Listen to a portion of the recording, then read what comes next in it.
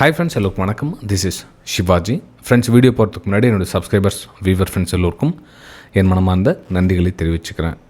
Friends, ஒருவேளை நீங்கள் நம்ம சேனல் ஃபஸ்ட் டைம் பார்க்குறீங்கன்னா சேனலை சப்ஸ்கிரைப் பண்ணி பெல் ஐக்கானை கிளிக் பண்ணி வச்சுங்க. ஏன்னா நிறைய பேருக்கு தெரியாது. ஸோ நம்ம வியூஸ் வந்து எப்படி சொல்கிறோம், என்ன எப்படி பண்ணுறோம், நம்மளுடைய ப்ரெடிஷன் எப்படி நடக்குது, இது நடக்குது, எதுவுமே இது வந்து நிறைய பேருக்கு வந்து தெரியாது ஃப்ரெண்ட்ஸ். ஸோ மறக்காமல் ஃபஸ்ட் டைம் பார்க்குறவங்க சேனலை சப்ஸ்கிரைப் பண்ணி பெல் ஐக்கானை கிளிக் பண்ணி வச்சுங்க. நேற்று பார்த்தீங்க அப்படின்னா உங்களுக்கு என்னுடைய வியூஸை ஷேர் பண்ணியிருந்தேன்.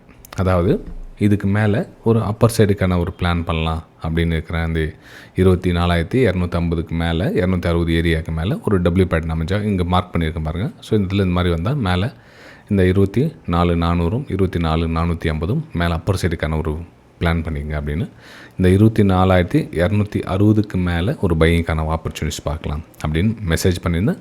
அதே மாதிரி நம்மளுடைய ஃப்ரீ எஜுகேஷன் குரூப்லேயும் பார்த்தீங்கன்னா நீங்கள் உங்களுக்கு ஷேர் பண்ணியிருந்தேன். ஸோ பார்த்தீங்கன்னா இது வந்து நம்மளுடைய ப்ரைம் குரூப்புடைய மார்க்கெட் வியூஸ், டைரக்ஷன், இது அந்த book your profit, closer system ஒரு சின்ன ஒரு சப்போர்ட் தான். இது வந்து டிப்ஸ் கால் பர்பஸ்க்காக கிடையாது, சின்ன சப்போர்ட் தான்.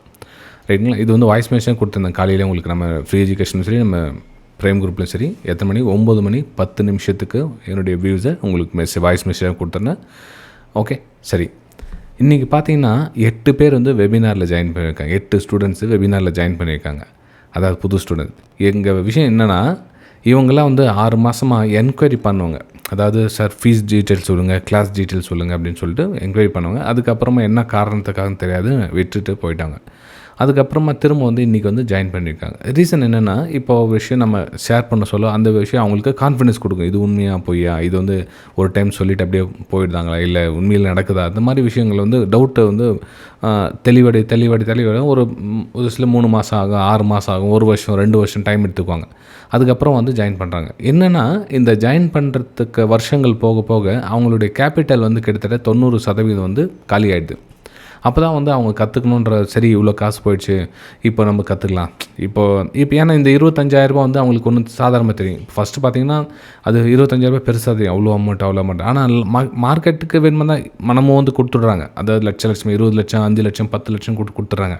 ஆனால் கற்றுக்கணும் அப்படின்ற பார்த்திங்கன்னா யாரும் அந்த அளவுக்கு மனசு ஒத்துக்கிறது இல்லை. ஆக்சுவலாக வந்து அந்த ஸ்டேஜில் நாமளே இருந்தால் கூட அப்படி தான் பண்ணியிருப்போம். ஏன்னா இவங்க பெருசாக சொல்லி கொடுத்துட்டு போகிறாங்க அப்படின்னு. நான் என்ன சொல்கிறேன், ஒருத்தருடைய இல்லை சம்பாதிக்கணுன்றது வேறு கதை. நம்ம ப்ரைஸு சொல்கிற மாதிரி போதா அப்படின்றது மட்டும் தெரிஞ்சுக்கிட்டாங்கன்னா அதுக்கப்புறம் கான்ஃபிடன்ஸ் லெவல் வந்து உங்களுக்கு தன்னால் வந்துடும். இப்போ வந்து இன்றைக்கி நான் சொன்ன அப்பர் சைடுக்கான வியூ பாருங்கள். என்னுடைய பிளான் வந்து only for buying side, down side எதுவும் கிடையாது அப்படின்னு. அதே மாதிரி இந்த நம்மளோட சில ஸ்ட்ராட்டஜியும் குட்டி ஸ்ட்ராட்டஜி இருக்கும். ஸோ அது கூட எப்படி அப்ளை பண்ணலாம் அப்படின்னு அந்த மூமெண்ட்டை வந்து இதில் எக்ஸிட் ஆகிடுமா, ஃபஸ்ட் ஸ்டேஜில் க்ளோஸ் பண்ணுவோம். இதெல்லாம் சைக்காலஜி பிரச்சனைகளாக வரும். ஸோ அதில் எப்படி பேலன்ஸ் பண்ணி க்ளோஸ் பண்ணணும் அப்படின்னு. ஓகேங்களா? ஸோ இதை தான் வந்து அந்த டைம் பேஷன்ஸ் சொல்லிக் கொடுக்கும் உங்களுக்கு. ஓகே, ஸோ நான் ஆக்சுவலாக நீங்கள் கற்றுக்குங்கன்றது என்கிட்ட தான் வந்து கற்றுக்குங்கன்னு சொல்லவில்லை. நீங்கள் எங்கே வேணாலும் போய் கற்றுக்குங்க.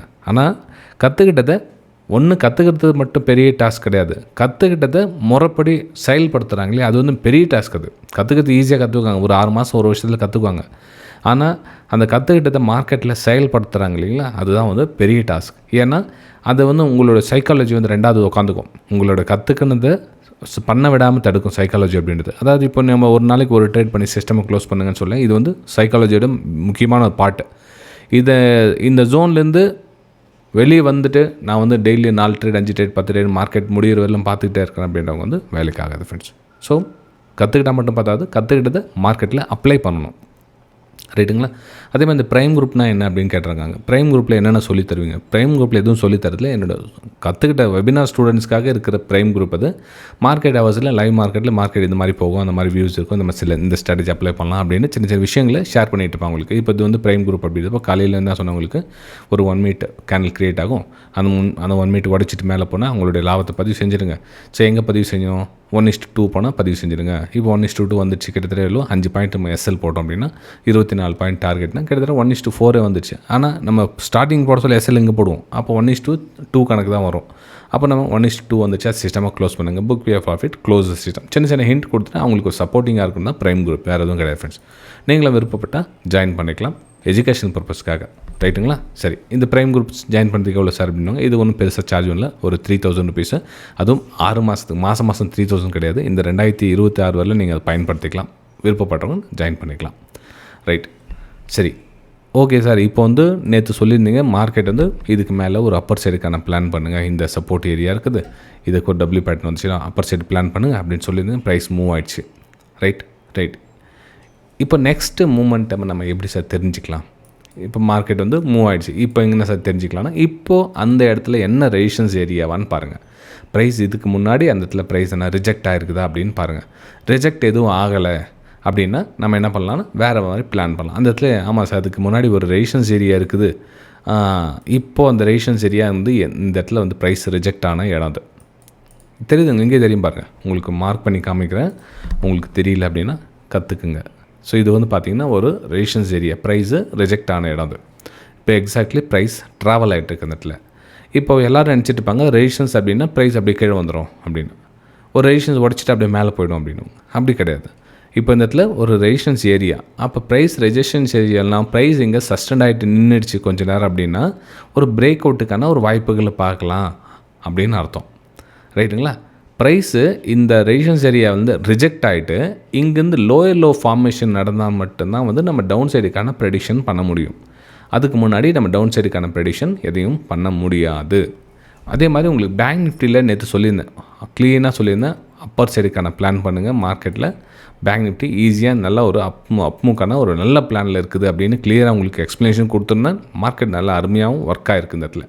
ஃபஸ்ட் நம்ம ஒன்றுனா பார்த்துலாம், நிஃப்டி 50ல் என்ன பண்ணலாம் அப்படின்றத பார்த்துலாம். மறக்காமல் இந்த வீடியோ கீழே உங்களுடைய லைக்ஸ் அண்ட் கமெண்ட்ஸை பதிவு பண்ணுங்கள். புதுசாக பார்க்குறவங்க சேனல் சப்ஸ்கிரைப் பண்ணிவிட்டு சேனலில் கொஞ்ச நாள் வாட்ச் பண்ணுங்கள், அப்புறம் புரியும். ஏன்னா இப்போ பார்த்தீங்கன்னா இந்த கடந்த ஒரு மாதமாக நெகட்டிவ் கமெண்ட்ஸ் எதுவும் வரல, ரொம்ப சந்தோஷமாக இருக்குது. அதாவது நெகட்டிவ் கமெண்ட்ஸ் அப்படின்னு பார்த்தீங்கன்னா ஒரு 10 பேர் கமெண்ட் பண்ணுறாங்க அப்படின்னா ஒருத்தர் வந்து நெகட்டிவ் கமெண்ட் பண்ணுவாங்க. இப்போ இந்த கடந்த ஒரு மாதமாக பார்த்தீங்கன்னா 10 கமெண்ட்டுக்கு பார்த்தீங்கன்னா 10 வந்து ஓகே சாலிடாக வந்து குட் கமெண்ட்ஸ் ரியாலிட்டி பற்றி பார்த்தீங்கன்னா ஆக்சுவலாக வந்து 100 கமெண்ட் நான் சொல்ல வரல, வெறும் 10 எக்ஸாம்பிள் சொல்லும். 10 கமெண்ட் கூட வந்தாங்கன்னா அந்த 10 பேரும் ஒரு நல்ல கருத்துக்கள் தெரிவிச்சு ஒரு ஸ்மூகமான ஒரு சூழ்நிலை உருவாகும். ஸோ நல்ல விஷயங்களை பகிர்ந்துக்க நல்ல விஷயங்கள் அவங்களுக்கும் வந்து சுயமாக வரும். ஒரு நெகட்டிவ் விஷயம் அந்த ஒரு ஸ்ப்ரெட் பண்ணுறாங்க அப்படின்னா அவங்களுக்குள்ள அந்த நெகட்டிவ் தன்மை இருக்குது, ஆனால் நெகட்டிவ் தன்மை அவங்களுக்கு ஸ்ப்ரெட் பண்ணுறாங்க. ஸோ இந்த ஒரு மாதமாக நல்ல ஒரு குட் என்விரான்மெண்ட் போயின்னு இருக்குது நம்ம சேனலில். ரொம்ப நல்ல ஒரு எதிர்காலம் எல்லாருக்கும் இருக்குதுன்னு நான் நம்புகிறேன். ரைட்டுங்களா? சரி, இப்போது நிஃப்டி 50ல் ஒரு ரெசிஸ்டன்ஸ் ஏரியாவில் ப்ரைஸ் ட்ராவல் ஆகிட்டுருக்குது. ரைட்டுங்களா? இப்போ இந்த இடத்துல என்னுடைய பிளான் என்னவாக இருக்கும் அப்படின்னு பார்த்தீங்கன்னா, இந்த இடத்துல ப்ரைஸு நிற்கிறாங்க. அதாவது 12 மணிலேருந்து இப்போ 12 மணி ஆச்சு. இந்த 12 மணிலேருந்து மார்க்கெட் இங்கே நிற்கிறாங்க. மார்க்கெட் கீழே ரிஜெக்ஷன் ஆகிட்டு லோயரில் ஃபார்மேஷன் பண்ணி மார்க்கெட் திரும்பியில் இந்த லோ கட் ஆகிட்டு கீழே வரல.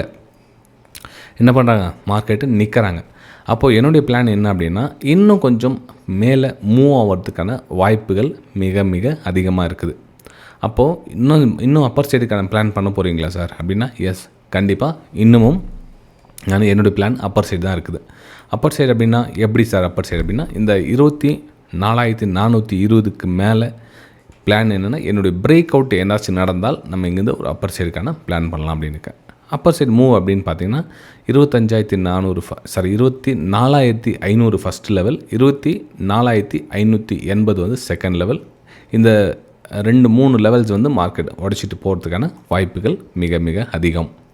ரைட்டுங்களா? ஸோ என்னுடைய பிளான் என்னென்னா, நிஃப்டி 50ல் இந்த ரெசிஸ்டன்ஸ் ஏரியாவுக்கு மேலே, அதாவது 24,420க்கு மேலே ஒரு அப்பர் சைடுக்கான பிளான் பண்ணலான்னு இருக்கிறேன். மார்க்கெட் கீழே வந்துருச்சு அப்படின்னா என்னுடைய பிளான் வந்து ட்ரேட் கிடையாது. மார்க்கெட் பரவாயில்ல, நாளைக்கு ஒரு நாள் ட்ரேட் பண்ணலன்னா ஒன்றும் குறைஞ்சிட மாட்டோம். நம்ம நாளைக்கு எந்த ட்ரேடும் எடுக்க மாட்டேன் இதுக்கு கீழே. இதுக்கு மேலே மூவ் ஆகிடுச்சு அப்படின்னா ப்ரைஸ் கொஞ்சம் சஸ்டெண்ட் ஆகிட்டு நின்றுச்சுன்னா ஒரு பிரேக் அவுட்டுக்கான ஒரு வாய்ப்புகளை பார்த்து 1:2 ரிஸ்க் ரேஷியோ எடுத்து சிஸ்டமாக க்ளோஸ் பண்ண போகிறேன். அவ்வளோதான் ஃப்ரெண்ட்ஸில். ரைட்டுங்களா? சரி, நெக்ஸ்ட்டு நம்ம பேங்க் நிஃப்டி பார்க்கலாம். பேங்க் நிஃப்டி என்ன சார் பிளான் பண்ணியிருக்கேன் அப்படின்னா, பேங்க் நிஃப்டியில் என்னுடைய பிளான் உங்களுக்கு ஆல்ரெடி சொல்லியிருக்கேன். மார்க்கெட் ஒரு அப்பர் சைடுக்கான மொமெண்டம் ரெடியாக இருக்குது. பேங்க் நிஃப்டி அப்போதுமாக ஒரு நல்ல ஒரு மூவ் கொடுக்கறதுக்கான சான்சஸ் வெரி வெரி ஹை. நம்ம 1 மினிட் டைம் ஃப்ரேம் ஷிஃப்ட் பண்ணி பார்த்துக்கலாம். 1 மினிட்டில் கூட உங்களுக்கு சாலிடாக ஒரு அப்பர் சைடுக்கான மூமெண்ட் தான் இருக்குது. ஹையரை ஃபார்மேஷன் ஆகிட்டு க்ளீனாக மூவ்மெண்ட் ஆகிட்டு இருக்குது ப்ரைஸு. ஓகே, இதில் வந்து கீழே ரிவர்ஸ் பிளான் எதுவும் கிடையாது. என்னோடய பிளான் என்ன, திரும்ப வந்து ஒரு மார்க்கெட் ஒரு அப்பர் சைடுக்கான மூமெண்டம் தான் இருக்குது. 58,600, 58,800, 59,000 இந்த லெவல்ஸை மார்க்கெட் மூவ் ஆகிறதுக்கான சான்ஸ் இருக்குது. இதில் டவுன் சைடுக்கான பிளான் எதுவும் கிடையாது. டவுன் சைடு அப்படின்னா இந்த சப்போர்ட் எடுத்துருக்காங்க நல்லா வந்து. ஸோ எங்களை ஹோப் பண்ணும், சப்போஸ் கீழே வந்துச்சுன்னா கூட இங்கே இந்த ஹையர் ஃபார்மேஷன் மார்க்கெட் மேலே மூவ் ஆகிறதுக்கான வாய்ப்புகள் மிக மிக அதிகம். ஸோ இன்றைக்கி என்னுடைய பிளான் என்ன, டவுன் சைடு எதுவும் கிடையாது. மார்க்கெட் கீழே வந்தால் கூட நான் செல்லிங் பண்ண மாட்டேன். செல்லிங் மார்க்கெட் கீழே போட விட்டுடுவேன். ஏன்னா சப்போர்ட் எங்கே இருக்காங்க தெரியாது. போட்டு விடுங்க. ஆனால் only for Appar side market break out ஆச்சுன்னா அப்பர் சைடுக்கான பிளான் பண்ணி வெயிட் பண்ணுறோம் நான். ரைட்டுங்களா? சரி, இப்போது நெக்ஸ்ட்டு என்ன சார் பிளான்? இப்போ இதில் சென்செக்ஸ்லேயும் என்னுடைய பிளான் வந்து அப்பர் சைடு தான். இப்போது சிம்பிளாக சொல்லலாம் அப்படின்னா, இது ஒரு ஏரியா, ப்ரீவியஸாக ஒரு ரெசிஸ்டன்ஸாக இந்த ஏரியா. ஸோ இந்த ஏரியா 78,150 லெவல்ஸ் பார்த்திங்கன்னா ஒரு சப்போர்ட் அண்ட் ரெசிஸ்டன்ஸாக ஒர்க் ஆகிட்டுருக்கு. மார்க்கெட்டு கீழே வந்தால் கூட இங்கேருந்து ஒரு அப்பர் சைட் டபிள்யூ பேட்டர்ன் மாதிரி கிரியேட் ஆச்சுன்னா மேலே மார்க்கெட் பிரேக் அவுட்டுக்கான வாய்ப்புகளை பார்த்து இந்த 78,500, 78,600, 78,700, ஸோ இந்த வேவ்ஸ் அந்த தூரம் போகிறதுக்கான வாய்ப்புகள் இருக்குது. நம்மளுடைய பிளான் என்ன, அங்கேருந்து நமக்கு 1:2 ரிஸ்க் ரேஷியோ பிரகாரம் ஒரு அப்பர் சைடுக்கான ஏரியாவை கவர் பண்ணலாம் அப்படின்னு பிளான் பண்ணியிருக்கேன். ரைட்டுங்களா? சரி, இந்த வீடியோ உங்களுக்கு பிடிச்சிருந்தனா உங்களுடைய கருத்துக்களை கீழே கமெண்ட்டில் தெரிவிக்கலாம். மறக்காமல் உங்களுடைய லைக்ஸ் அண்ட் கமெண்ட்ஸை பதிவு பண்ணுங்கள். நம்ம அடுத்த வீடியோ சந்திக்கலாம். தேங்க்யூ.